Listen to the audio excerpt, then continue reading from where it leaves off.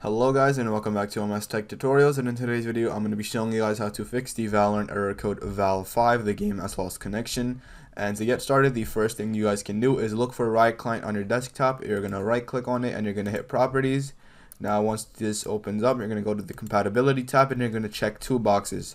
One is going to be run this program as an administrator, and two is going to be run this program in compatibility mode for Windows 8. Now once you check those two boxes, you can go ahead and hit apply and then hit OK. And you can try opening up Valorant this way. If this also does not work, the second method you guys can do is go to settings. You're going to go to network and internet. Then you're going to go to advanced network settings, and then you're going to go to network reset, and you're going to go ahead and hit reset now.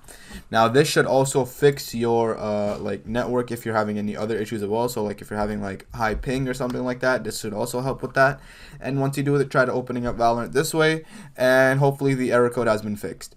And if you still are having any troubles, the last thing you guys can do is simply just restart your PC. And yeah, so that is it for the video. Thank you guys for watching. Make sure to give the video a thumbs up, subscribe to the channel, and have a great day.